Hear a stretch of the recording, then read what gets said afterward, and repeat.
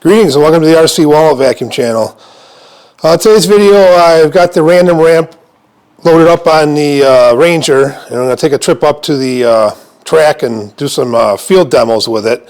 I went through and soldered up all the breadboard stuff onto some circuit boards, got that in easier to maneuver around, and some other things to toughen it up a little bit for initial testing. And I got my wife's Traxxas Sledge, which I believe is an 8th scale. I'm going to give that a try on there, and got the laptop, so I got to do any modifications. I suspect I will.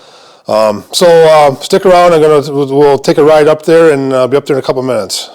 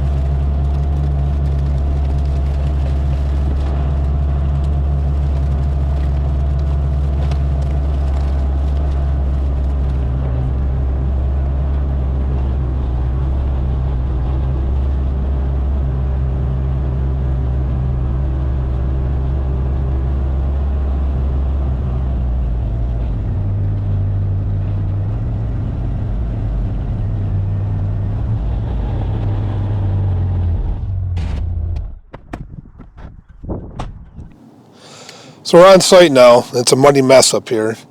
But you can see I went ahead and soldered up some circuit boards there to try to package it a little bit better. And then also up here, I switched to a mechanical switch versus the Hall effect that was on there.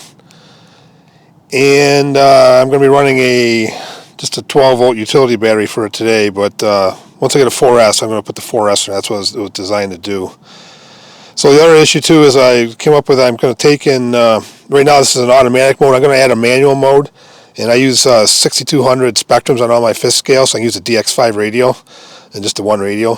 And so what I'm going to do is I'm going to add a 6200 into this, and then put it in, have a manual mode, so you can select it into manual, and then it will ignore all the auto features, and you'll be able to control the angle with your radio. So like in my case, I'll just switch to a different model, change the angle, and switch back to my vehicle, and then it'll stay locked in that position.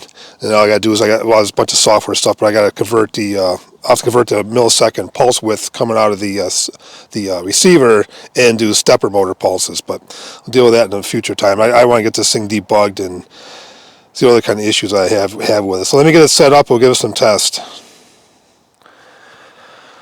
So I got the thing set up here, and of course the joys of prototyping, the first problem I encounter is the doppler sensor. That was so overly sensitive down in the shop, but now I put it up here in the open area and it doesn't want to, you basically got to have your hand over top of it. So I'm going to continue doing the test, and where I was expecting to have problems with the accelerometer and that kind of stuff, so I'm going to continue to try to test that part of it for today, and then so for now I just basically have the input for the doppler shorted. So as soon as the accelerometer is triggered, it goes back to a home position, and it will immediately move into a new random position until you hit it again. So I'm just going to test it at that state until I work on trying to develop the vehicle sensing system a little more. So let me give this thing a couple quick tests and check it out. All right, well, we're ready to give it a test here, and it looks like I'm getting dive bombed by a small airplane here.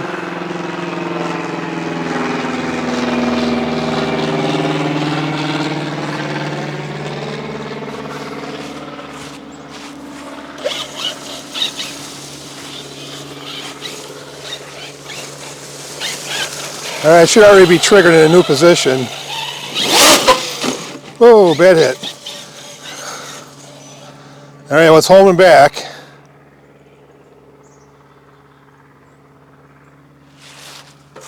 Hey, there it goes. I got a PIR sensor in there right now. I'm not sure how that's going to work. It'll detect my heat, but I don't know if it'll detect the vehicle's heat.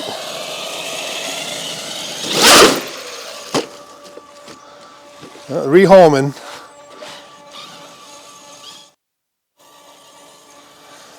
So I want to hold up here a second and see what happens with the triggering.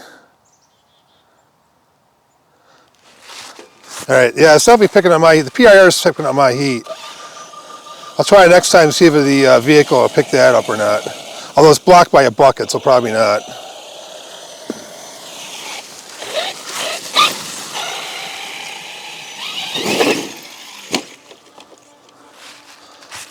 Well, at least the accelerometer is working good.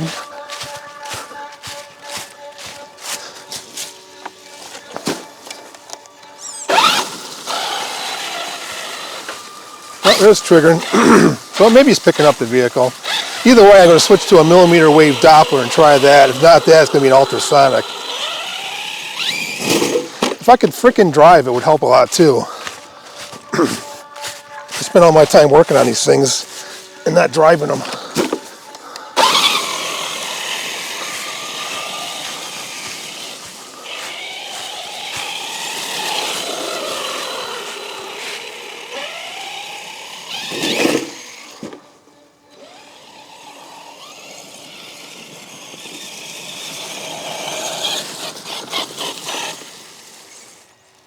See if it's going to trigger.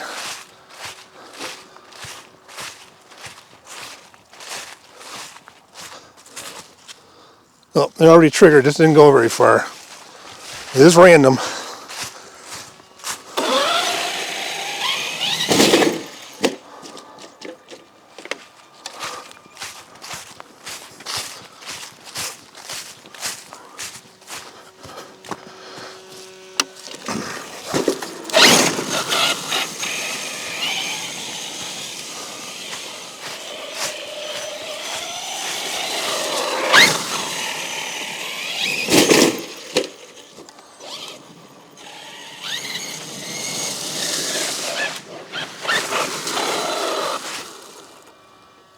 It's readjusted.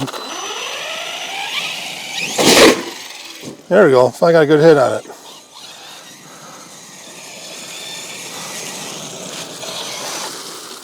Oh, it's got a good pitch now. I should send it airborne if I can hit it right.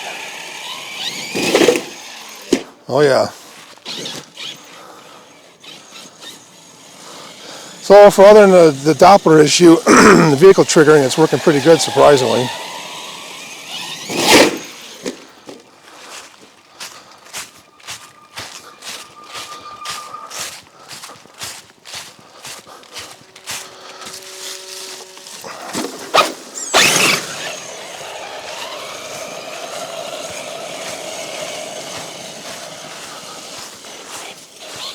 And this one definitely took a good sharp pitch change. Oh yeah. It's got to learn how to run off of it.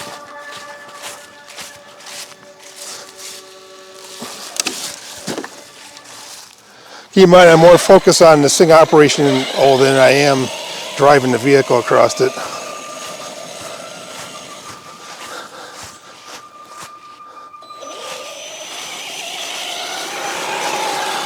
I also got a nice steep pitch on that one. Actually, I'm gonna bail on that one.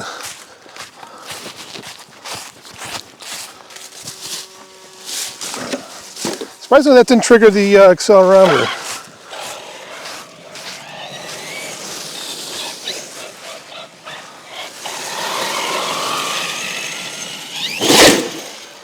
Oh, that was actually a good shot for once.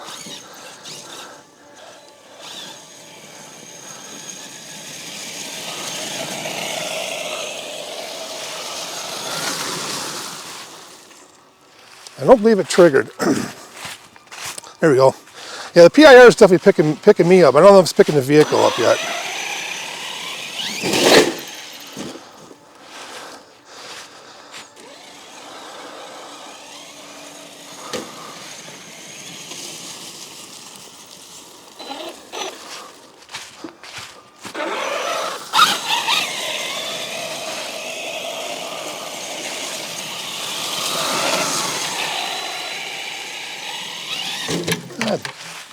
Well, at least I missed the PIR sensor.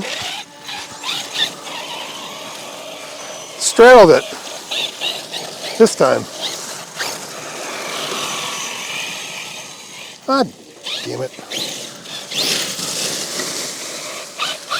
Well, that time the accelerometer did pick that little hit up.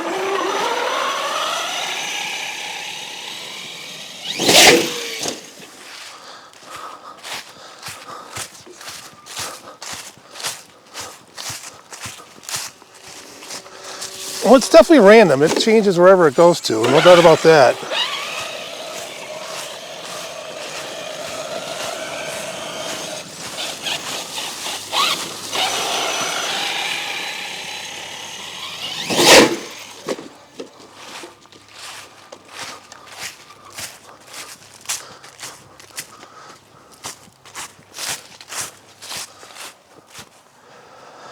So I've done, now that I did some close-up shots to show the actual ramp moving up and down, I'm just going to do a quick, another quick shot of some wider angle or field of view here, and we'll call it quits for today.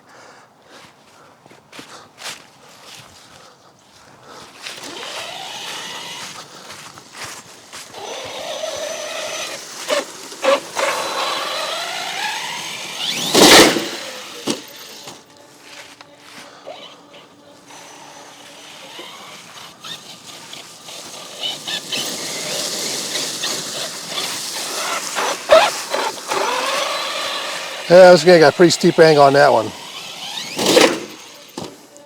It will be good for flips once I figure out how to hit it right. So its preliminary test actually went surprisingly better than I expected. I'm a little pissed off about the doppler sensor, but I knew I was going to have problems in the front end. What I'm really surprised, I did not have more problems with the accelerometer, that triggering right. I was afraid I was either going to be too sensitive or not sensitive enough. I just did a load lift test on the stepper with the vehicle on there, and there's no problem picking that up. I'm only running at 3/4 torque. So I'm going to do some more development and fine tune on this. And if you're interested in something like this, I might try to make more of these in the future. So in the meantime, thanks for watching.